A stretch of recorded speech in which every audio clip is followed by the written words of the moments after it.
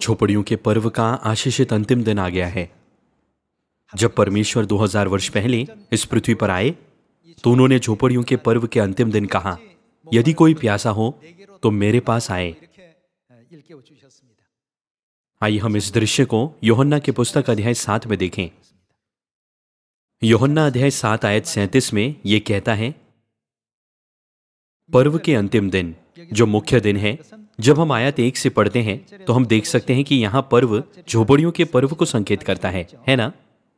पर्व के अंतिम दिन जो मुख्य दिन है, अर्थात झोपड़ियों के पर्व के अंतिम दिन, यीशु खड़ा हुआ और पुकार कर कहा, यदि कोई प्यासा हो तो मेरे पास आए और पिए। जैसे कि हम यहां देख सकते हैं, 2000 वर्ष पहले यीशु पुत्र के युग में उद्धारकर्ता के रूप में अकेले आए और कहा, यदि कोई प्यासा हो तो मेरे पास आए और पिए। उन्होंने कहा, मेरे पास आओ। इस अंतिम युग यानी पवित्र आत्मा के युग में वो अकेले ही इस संदेश को नहीं पुकारते, उनके साथ और कौन पुकार रहा है?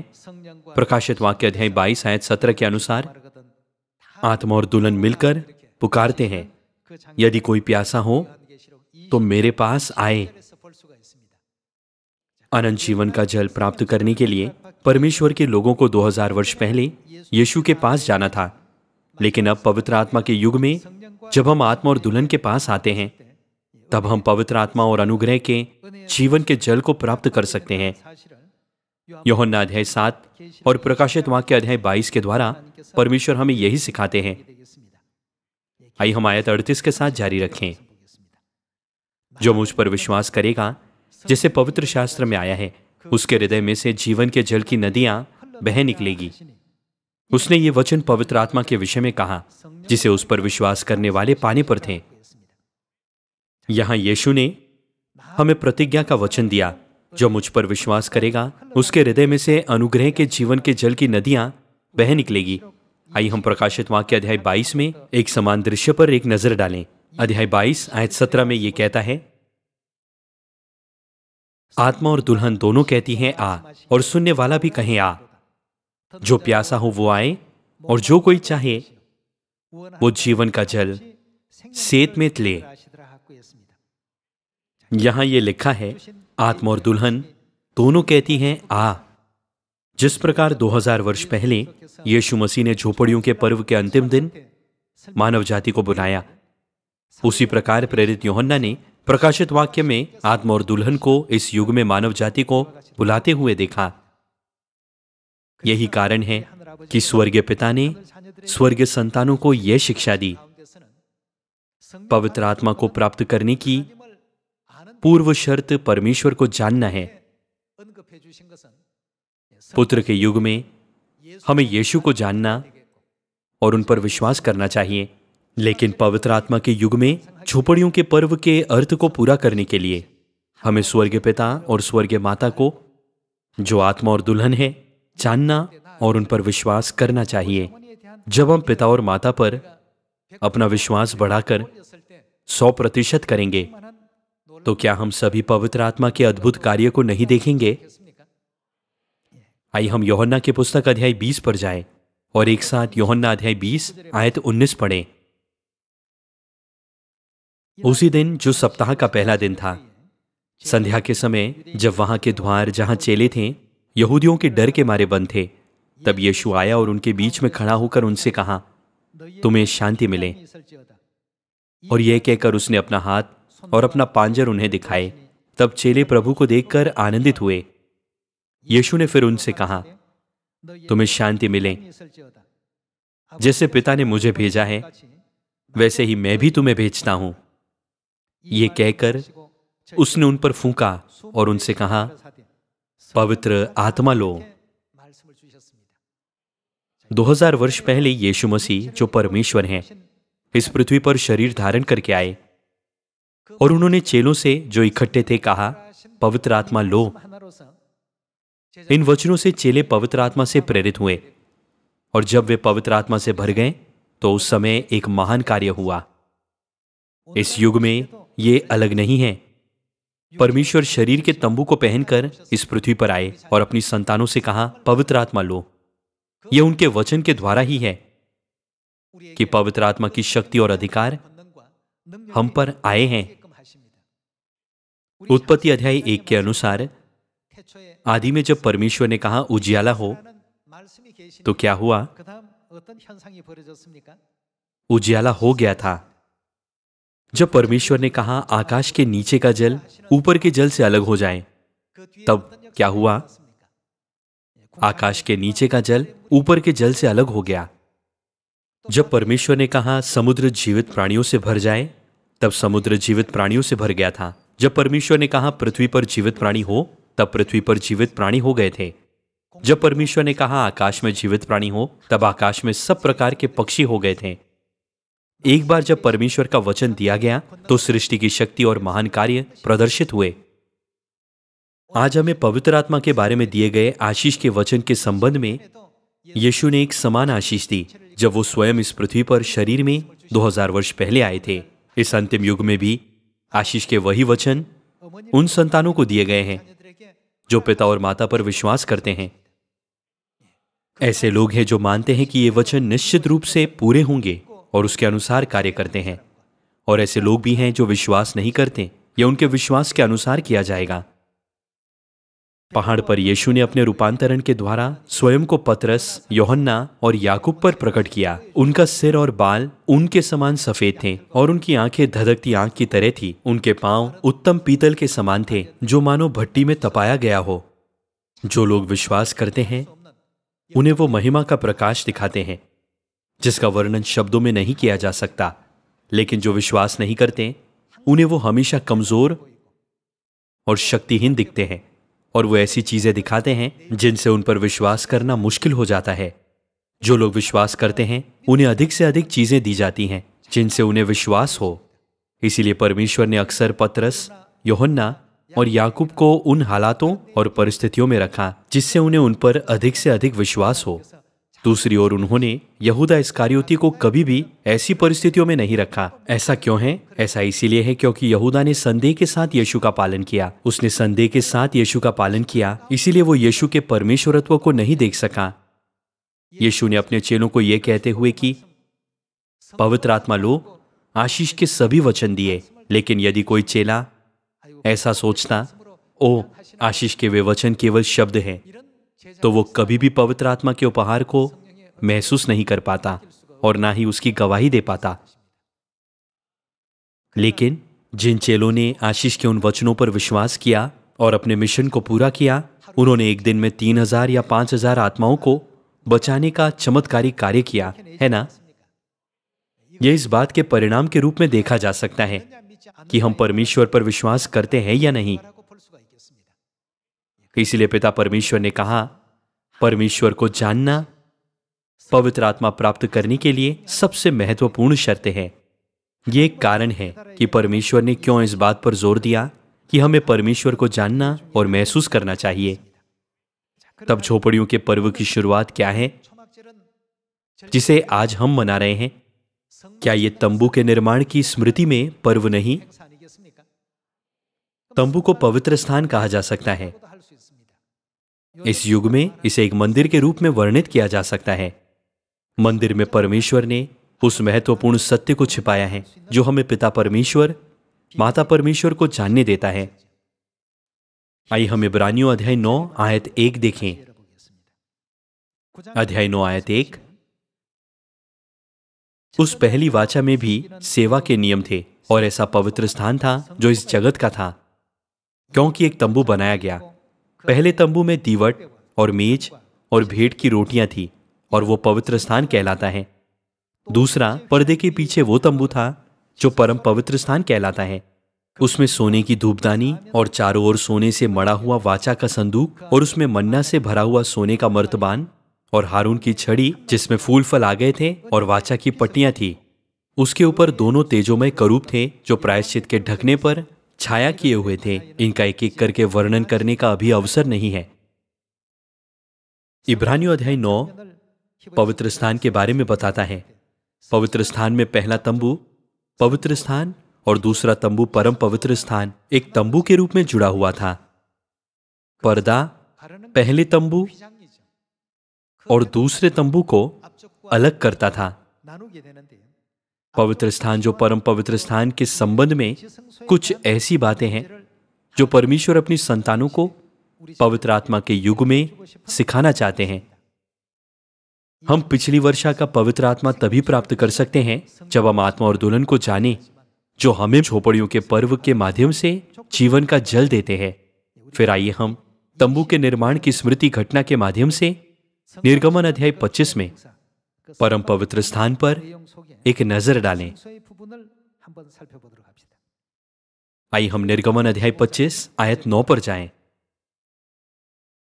जो कुछ मैं तुझे दिखाता हूं, अर्थात निवास स्थान और उसके सब सामान का नमूना, उसी के अनुसार तुम लोग उसे बनाना।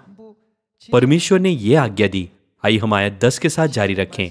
बाबुल की लकड़ी का एक संदूक बनाया जाए, उसकी लंबाई 2.5 हाथ और चौड़ाई और ऊंचाई 1.5 हाथ की हो, और उसको चौखे सोने से भीतर और बाहर मंडवाना, और संदूक के ऊपर चारों ओर सोने की बाड़ बनवाना, और सोने के 4 कड़े ढलवाकर उसके चारों पायों पर एक और 2 कड़े और दूसरी ओर भी 2 कड़े लगवाना। फिर बाबुल की लकड़ी के दंडे बनवाना और उन्हें भी सोने से मंडवाना, और दंडों को संदूक के दोनों ओर के कड़ों में डालना, जिससे उनके बल संदूक उठाया जाए। वे दंडे संदूक के कड़ों में जैसे वे हैं वैसे ही लगे रहें और उससे अलग न किए जाएं। और जो साक्षी पत्र मैं तुझे दूंगा उसे उसी संदूक में रखना।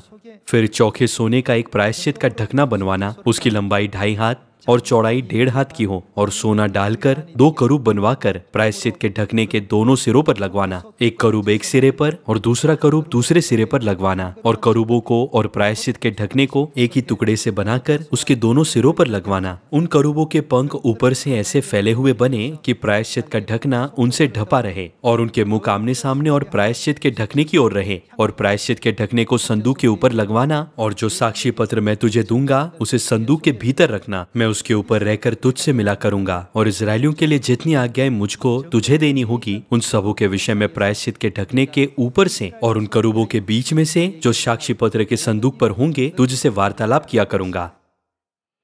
वाचा का संदूक कहां रखा गया था? इसे पहले तंबू अर्थात पवित्र स्थान में नहीं रखा गया था। फिर इसे कहां रखा गया था? इसे परम पवित्र स्थान में रखा गया था। परम पवित्र स्थान कैसा दिखता है, इसके बारे में आइए हम पहले राजाओं अध्याय 6 आयत 16 की शिक्षाओं पर एक नजर डालें। अध्याय 6 आयत 16।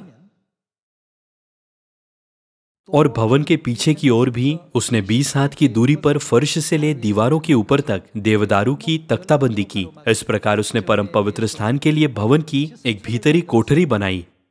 उसके सामने का भवन अर्थात मंदिर की लंबाई 40 हाथ की थी। भवन की दीवारों पर भीतर की ओर देवदारू की लकड़ी की तख्ताबंदी थी, और उसमें कलियां और खिले हुए फूल खुदे थे। सब देवदारू ही था, पत्थर कुछ नहीं दिखाई पड़ता था। भवन के भीतर उसने एक पवित्र स्थान यहोवा की वाचा का संदूक रखने के लिए तैयार किया, और उस पवित्र स्थान की लंबाई, चौड़ाई और ऊंचाई 20-20 हाथ की थी, और उसने उस पर चौखा सोना मढ़वाया, और वेदी की तख्ताबंदी देवदारू से की। यहां भीतरी पवित्र स्थान किसे संकेत करता है? यह परम पवित्र स्थान को संकेत करता है ना? परम पवित्र स्थान की लंबाई चौड़ाई को देखिए। उसकी लंबाई 20 हाथ है, उसकी चौड़ाई 20 हाथ है, उसकी ऊंचाई 20 हाथ है। उसकी लंबाई, चौड़ाई और ऊंचाई बराबर है। वो कौन सा स्थान था जिसकी लंबाई, चौड़ाई और ऊंचाई बराबर थी? वो तंबू का परम पवित्र स्थान था। यह भविष्यवाणी कैसे पूरी होगी? यह भविष्यवाणी यरूशलेम के द्वारा पूरी होगी, जो स्वर्ग से नीचे उतरती है। क्या परम पवित्र स्थान वो तंबू नहीं था जो स्वर्ग के तंबू के अनुसार इस पृथ्वी पर बनाया गया था? परमेश्वर ने कहा, जो नमूना तुझे पहाड़ पर दिखाया गया था उसके अनुसार सब कुछ बनाना। जब जैसा वो दिखाया गया था वैसा ही वो बनाया गया। तो परम पवित्र स्थान की लंबाई, चौड़ाई और ऊंचाई बराबर थी। तंबू मूसा द्वारा नहीं बनाया गया था।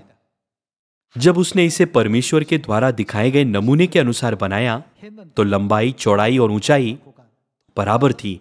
इसके अलावा जब सुलेमान के समय में परम पवित्र स्थान बनाया गया था तब लंबाई, चौड़ाई और ऊंचाई बराबर थी। फिर परमेश्वर ने परम पवित्र स्थान की रचना इस तरह से क्यों की? परमेश्वर के हमें झोपड़ियों के पर्व को देने का एकमात्र कारण केवल पर्व मनाना ही नहीं था। इस पर्व के द्वारा परमेश्वर अपनी संतानों को तंबू का अर्थ और तंबू में परम पवित्र स्थान का अर्थ सिखाना चाहते हैं। आइए हम प्रकाशित वाक्य अध्याय 21 पर जाएं। अध्याय 21 आयत 9 में, फिर जिन 7 स्वर्गदूतों के पास 7 अंतिम विपत्तियों से भरे हुए 7 कटोरे थे, उनमें से एक मेरे पास आया और मेरे साथ बातें करके कहा, इधर आ, मैं तुझे दुल्हन अर्थात मेमनी की पत्नी दिखाऊंगा। प्रकाशित वाक्य अध्याय 22 आयत 17 के अनुसार दुल्हन क्या देती है? वो जीवन का जल देती है। पवित्र आत्मा के युग में हम आग कहती हुई आवाज सुनते हैं। उनके पास आने के लिए क्या हमें यह जानने की आवश्यकता नहीं है कि वो कौन है? ये लिखा है, जो मुझ पर विश्वास करेगा उसके हृदय में से जीवन के जल की नदियां बह निकलेगी। उन पर विश्वास करने के लिए क्या हमें यह जानने की जरूरत नहीं कि वो कौन है? उन्हें ढूंढने के लिए हमें यह जानने की जरूरत है कि वो कौन है। इसीलिए 2000 साल पहले परमेश्वर ने अपनी संतानों को पवित्र स्थान के विषय के माध्यम से स्वर्गीय यरूशलेम माता के बारे में सिखाया, जो परम पवित्र स्थान की वास्तविकता है। आइए हम फिर से आयत 9 पढ़ें। फिर जिन 7 स्वर्गदूतों के पास 7 अंतिम विपत्तियों से भरे हुए 7 कटोरे थे, उनमें से एक मेरे पास आया और मेरे साथ बातें करके कहा, इधर आ, मैं तुझे दुल्हन अर्थात मेमनी की पत्नी दिखाऊंगा। तब वो मुझे आत्मा में एक बड़े और ऊंचे पहाड़ पर ले गया और स्वर्गदूत ने उसे क्या दिखाया? पवित्र नगर यरूशलेम को स्वर्ग से परमेश्वर के पास से उतरते दिखाया। परमेश्वर की महिमा उनमें थी और उसकी ज्योति बहुत ही बहुमूल्य पत्थर अर्थात बिल्लौर के समान यशब की तरह स्वच्छ थी। उसकी शहरपना बड़ी ऊंची थी और उसके 12 फाटक और फाटकों पर 12 स्वर्गदूत थे और उन फाटकों पर इजरायलियों के 12 गोत्रों के नाम लिखे थे। पूर्व की ओर 3 फाटक, उत्तर की ओर 3 फाटक, दक्षिण की ओर 3 फाटक और पश्चिम की ओर 3 फाटक थे। नगर की शहरपना की 12 नींव थी और उन पर मेमने के 12 प्रेरितों के 12 नाम लिखे थे। जो मेरे साथ बातें कर रहा था, उसके पास नगर और उसके फाटकों और उसकी शहरपना को नापने के लिए एक सोने का गज था। वो नगर वर्गाकार बसा हुआ था और वो कितना लंबा था? उसकी लंबाई चौड़ाई के बराबर थी। और उसने उस गज से नगर को नापा तो 750 कोस का निकला। उसकी लंबाई और चौड़ाई और ऊंचाई कैसी थी? बराबर थी। जब हम पवित्र स्थान का अध्ययन करते समय पहले राजाओं अध्याय 6 आयत 18 पढ़ते हैं, तो परम पवित्र स्थान की लंबाई, चौड़ाई और ऊंचाई कैसी है? लंबाई, चौड़ाई और ऊंचाई सभी बराबर थी। प्रकाशित वाक्य अध्याय 21 में लिखा है कि उसकी लंबाई, चौड़ाई और ऊंचाई बराबर थी। इस प्रकार बाइबल वर्णन करती है कि यरूशलेम की लंबाई, चौड़ाई और ऊंचाई बराबर है। ये वैसा ही है जैसे परमेश्वर ने पुराने नियम में नमूना दिया। प्रेरित यूहन्ना ने प्रकाशित वाक्य में यरूशलेम की एक समान बनावट को देखा। स्वर्गदूत ने कहा, मैं तुझे दुल्हन अर्थात मेमनी की पत्नी दिखाऊंगा, और उसे परम पवित्र स्थान दिखाया। उसने नगर को यरूशलेम कहा। आत्मा और दुल्हन दोनों कहती हैं आ। इस वचन में लिखी गई दुल्हन के बारे में स्पष्ट रूप से समझाने के लिए परमेश्वर ने बाइबल की कई आयतों में विभिन्न अभिव्यक्तियों का उपयोग किया। आइए हम आयत 21 आयत 2 के साथ जारी रखें। फिर मैंने पवित्र नगर नई यरूशलेम को स्वर्ग से परमेश्वर के पास से उतरते देखा। ये यरूशलेम कहां है? यरूशलेम स्वर्ग में है। बाइबल कहती है स्वर्ग में यरूशलेम की लंबाई, चौड़ाई और ऊंचाई बराबर है। यरूशलेम की लंबाई, चौड़ाई और ऊंचाई परम पवित्र स्थान के समान है। तब हमें स्पष्ट रूप से जानना और समझना चाहिए कि इस युग में यरूशलेम हमारे उद्धार से कैसे संबंधित है ना? गलातियों की पुस्तक इस प्रश्न का उत्तर देती है। आइए हम गलातियों अध्याय 4 आयत 26 पर जाएं। पर ऊपर की यरूशलेम, यहां ऊपर की यरूशलेम वही यरूशलेम है जिसे हमने प्रकाशित वाक्य अध्याय 21 में देखा था। यरूशलेम स्वतंत्र है और वो हमारी माता है। पुराने नियम में पवित्र स्थान और परम पवित्र स्थान का उपयोग स्वर्गीय माता का वर्णन करने के लिए किया गया था। परमेश्वर ने पुराने नियम में एक नकल के रूप में परम पवित्र स्थान का नमूना क्यों दिया, जिसकी लंबाई, चौड़ाई और ऊंचाई बराबर थी? प्रकाशित वाक्य अध्याय 21 में कौन प्रकट होता है जिनसे परमेश्वर हमें परिचित कराना चाहते हैं? वो अपनी संतानों को स्वर्गीय माता के अस्तित्व के बारे में बताना चाहते थे, जो यरूशलेम है। जब हम स्वर्गीय माता के पास आएंगे तो हमें क्या दिया जाएगा? यदि कोई प्यासा हो तो मेरे पास आए और पिए। आत्मा और दुल्हन दोनों कहती हैं आ। इसीलिए जो लोग स्वर्गीय पिता और स्वर्गीय माता को, जो पवित्र आत्मा और दुल्हन है, सही ढंग से समझते, महसूस करते और विश्वास करते हैं, वे निश्चित रूप से पिछली वर्षा के पवित्र आत्मा की आशीष प्राप्त करेंगे। हमें यह भी दृढ़ता से विश्वास करना चाहिए कि परमेश्वर के सभी वचन निश्चित रूप से पूरे होंगे। 2000 साल पहले यीशु ने अपने चेलों से कहा, पवित्र आत्मा लो। चेले जिन्होंने पवित्र आत्मा के वचनों पर विश्वास किया, पवित्र आत्मा के वरदान की पूरी शक्ति प्राप्त की और सुसमाचार का प्रचार करने में एक महान भूमिका निभाई, है ना? हर साल झोपड़ियों के पर्व के अंतिम दिन स्वर्गीय माता अपनी प्रार्थना के माध्यम से और अपने वचनों के द्वारा अपनी संतानों से कहती हैं, पवित्र आत्मा प्राप्त करो।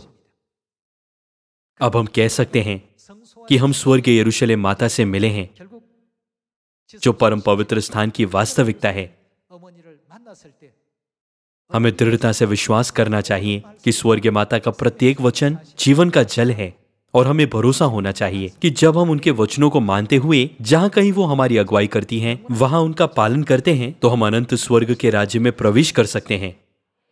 फिर पवित्र स्थान के संबंध में आई हम यहेजकेल अध्याय 47 पर जाएं और एक बार फिर पुष्टि करें, क्योंकि यह अध्याय भी यरूशलेम से संबंधित है। आई हम अध्याय 47 आयत 1 पर जाएं। फिर वो मुझे भवन के द्वार पर, यरूशलेम मंदिर के द्वार पर लौटा ले गया और भवन की देवड़ी के नीचे से एक सोता निकलकर पूर्व की ओर बह रहा था। भवन का द्वार तो पूर्वमुखी था और सोता भवन की दाहिनी ओर और वेदी की दक्षिणी ओर नीचे से निकलता था। भवन से जो जल निकल रहा है वो जीवन का जल है। आई हम आयत 2 के साथ जारी रखें। तब वो मुझे उत्तर के फाटक से होकर बाहर ले गया और बाहर से घुमाकर बाहरी अर्थात पूर्वमुखी फाटक के पास पहुंचा दिया और दक्षिणी ओर से जल पसीज कर बह रहा था। जब वो पुरुष हाथ में मापने की डोरी लिए हुए पूर्व की ओर निकला, तब उसने भवन से लेकर 1000 हाथ तक उस सोते को मापा और मुझे जल में से चलाया और जल टखनों तक था। उसने फिर 1000 हाथ मापकर मुझे जल में से चलाया और जल घुटनों तक था। फिर और 1000 हाथ मापकर मुझे जल में से चलाया और जल कमर तक था। तब फिर उसने 1000 हाथ मापे और ऐसी नदी हो गई जिसके पार में न जा सका, क्योंकि जल बढ़कर तैरने के योग्य था, अर्थात ऐसी नदी थी जिसके पार कोई न जा सकता था। इस आयत में केवल ये लिखा गया है, पवित्र स्थान से बहने वाला जल एक नदी बन गया, लेकिन इस जल का उल्लेख प्रकाशित वाक्य अध्याय 22 में भी किया गया है कि यह जल जीवन के जल की नदी है। बाइबल में सभी वचन जुड़े हुए हैं और उनके जोड़े वचन हैं। आई हम आयत 6 के साथ जारी रखें। तब उसने मुझसे पूछा, हे मनुष्य के संतान, क्या तूने ये देखा है? तब उसने मुझे नदी के किनारे किनारे लौटाकर पहुंचा दिया। लौटकर मैंने क्या देखा कि नदी के दोनों तटों पर बहुत से वृक्ष हैं। तब उसने मुझसे कहा, ये सोता पूर्वी देश की ओर बह रहा है और अराबा में उतरकर ताल की ओर बहेगा और ये भवन से निकला हुआ सीधा ताल में मिल जाएगा और उसका जल मीठा हो जाएगा। आज स्वर्गीय माता ने हमें पवित्र आत्मा प्राप्त करने के लिए अपनी प्रार्थना के द्वारा आशीषित किया है और हमें यह भी बताया है कि हमने पवित्र आत्मा प्राप्त किया है। 2000 साल पहले यीशु ने अपने चेलों को पवित्र आत्मा प्राप्त करने के लिए एक समान वचन दिए थे। चेलों के पवित्र आत्मा प्राप्त करने के बाद क्या हुआ? क्या उन्होंने पवित्र आत्मा प्राप्त करने के बाद सुसमाचार का प्रचार करने में एक महान भूमिका नहीं निभाई? इस युग में भी ऐसा ही है। आज परमेश्वर ने दुनिया भर में सियोन की सभी संतानों को अनुग्रहपूर्ण पवित्र आत्मा दिया है। यहेजकेल अध्याय 47 में इसे इस तरह से व्यक्त किया गया है जिससे हम आत्मिक स्थिति को समझ सकते हैं। आई हम आयत 9 के साथ जारी रखें। जहां जहां ये नदी बहे, अर्थात जहां जहां जीवन के जल की नदी बहे, वहां वहां सब प्रकार के बहुत अंडे देने वाले जीव जंतु जिएंगे। अब सभी जीवित जंतु जीवित रहेंगे, वे जी सकते हैं। इसलिए अब हमें जीवन का जल पहुंचाना चाहिए ताकि वे जीवित रह सकें। स्वर्गीय माता ने महिमा के कार्य को होने दिया और सुसमाचार के लिए मार्ग खोला है। इसलिए आई हम सभी उस अनुग्रह के साथ जो हमें मिला है सामर्य और पृथ्वी की छोर तक जाएं। हमें इस साहस के साथ सुसमाचार का कार्य करना चाहिए कि जो कोई जीवन का जल प्राप्त करता है वो जीवित हो सकता है। आइए हम फिर से आयत 9 पढ़ें। जहां जहां ये नदी बहे वहां वहां सब प्रकार के बहुत अंडे देने वाले जीव जंतु जिएंगे और मछलियां भी बहुत हो जाएगी, क्योंकि सोते का जल वहां पहुंचा है और ताल का जल मीठा हो जाएगा। और जहां कहीं ये नदी पहुंचेगी वहां सब जंतु जिएंगे। यहां सब कुछ जीवित रहेगा, एक भी प्राणी नहीं छूटेगा। बाइबल कहती है कि सब कुछ जीवित रहेगा। परमेश्वर ने हमें पहले ही इसके आत्मिक प्रभावों के बारे में बताया है। इसीलिए हमें अपने आप से यह पूछते हुए संकोच नहीं करना चाहिए कि क्या ये काम करेगा या नहीं। जहां कहीं भी कोई घाव है जिसे ठीक करने की आवश्यकता है, वहां आइए हम बिना देर किए स्वर्गीय माता के बारे में सुसमाचार का प्रचार करें। जहां कहीं ये नदी पहुंचेगी वहां सब जंतु जिएंगे। आइए हम आयत 10 के साथ जारी रखें। ताल के तट पर मछुए खड़े रहेंगे और एनगडी से लेकर एनेग्लेम तक वहां जाल फैलाए जाएंगे और उन्हें महासागर किसी भांति भांति की अनगिनत मछलियां मिलेगी। परंतु ताल के पास जो दलदल और गड्ढे हैं उनका जल मीठा न होगा, वे खारे ही रहेंगे। नदी के दोनों किनारों पर भांति भांति के खाने योग्य फलदायी वृक्ष उपजेंगे, जिनके पत्ते न मुरझाएंगे और उनका फलना भी कभी बंद न होगा, क्योंकि नदी का जल पवित्र स्थान से निकला है। उनमें महीने महीने नए नए फल लगेंगे। उनके फल तो खाने के और पत्ते औषधि के काम आएंगे। यहां यह लिखा है नदी का जल पवित्र स्थान से निकला है। चूंकि पवित्र स्थान और परम पवित्र स्थान भीतर में एक पर्दे से अलग होते हैं, इसलिए दोनों को बाहर से पवित्र स्थान कहा जाता है। इब्रानियों के पुस्तक में यह लिखा है परम पवित्र स्थान में प्रवेश किया, और बाइबल के दूसरे संस्करण में लिखा है पवित्र स्थान में प्रवेश किया। क्योंकि नदी का जल पवित्र स्थान से निकला है, उनमें महीने महीने नए नए फल लगेंगे। उनके फल तो खाने के और पत्ते औषधि के काम आएंगे। प्रिय भाई और बहनों, आज झोपड़ियों के पर्व के द्वारा हमें जीवन का जल दिया गया है। हमें मानव जाति को बचाने के लिए इसका लगातार उपयोग करना चाहिए।